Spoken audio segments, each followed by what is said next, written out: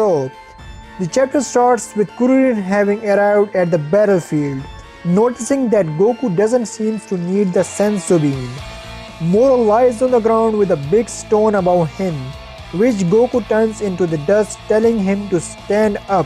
He gets up but noticing that Goku disappeared next to Kuririn, taking the senzu beans without asking. Goku tells Moro to promise to go back to Galactic Prison and never escape again.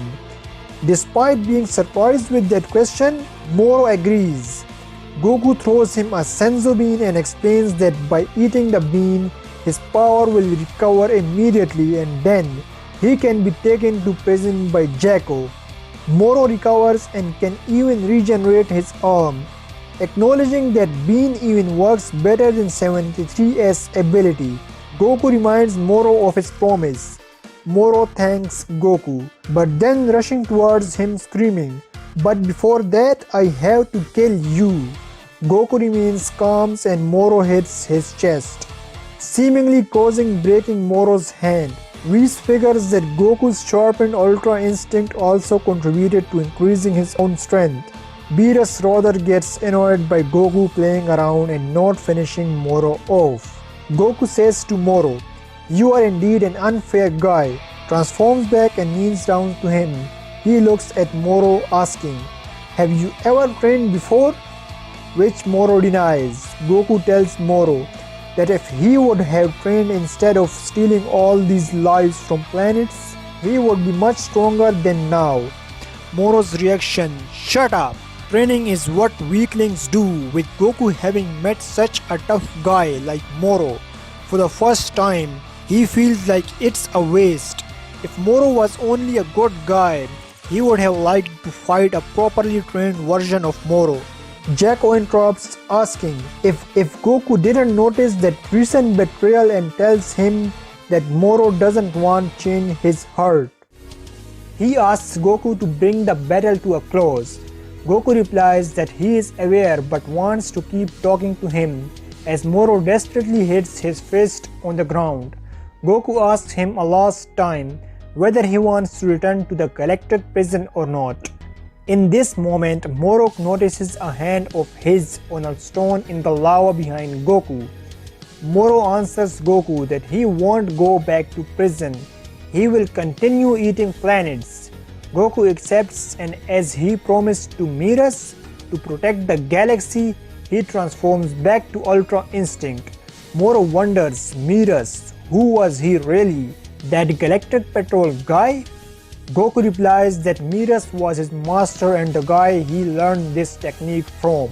Moro, I see, so that guy was also able to use that technique. Moro remembers that the lost hand touches Merus' neck and which could get his abilities. He lets his lost hand flying towards him, catches it and says, "A body moving on its own. I can't wait." He attaches the hand to his left arm. Moro transforms and gains Merus' power. Also to Merus' surprise, Whis figures that Merus must have gotten copied before. Jacko, damn, that's why I told you to finish him quickly.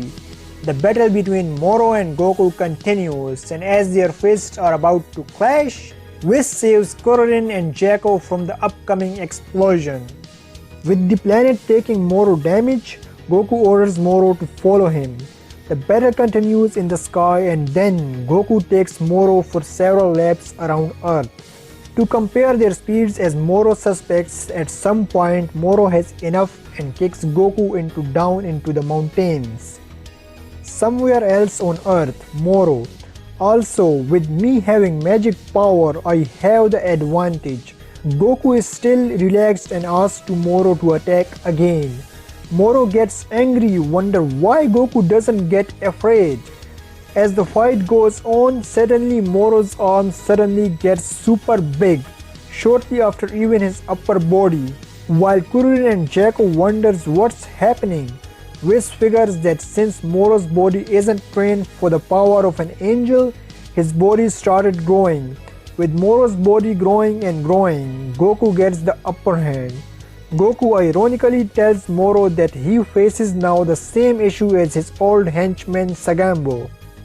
As Moro got a technique which you usually get through training, it's nothing you can just use easily. He suggests that Moro should let Merus' power go before his body collapses. Moro still believes that someone like him eating planets and life energy has no limits. Goku, that's your limit. The battle continues with Moro ending up on the ground again. Him talking to himself, I need a body that can stand this power.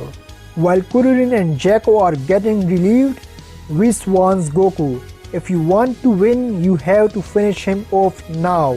Continuing further is not a good idea. Goku understands and aims his hand for a final blow. That's your end, Moro. But suddenly, the earth starts moving. A giant head of Moro comes out of the earth and appears behind Goku, and fires a blast from his mouth. Goku avoids, but it's shocked by what he sees. Moro, my body become one with this planet, now I shouldn't have any limits. Whis explains the situation to everyone. If Goku kills Moro, the earth will be destroyed as well. Also, if this amount of energy explodes, the galaxy could be blown away as well.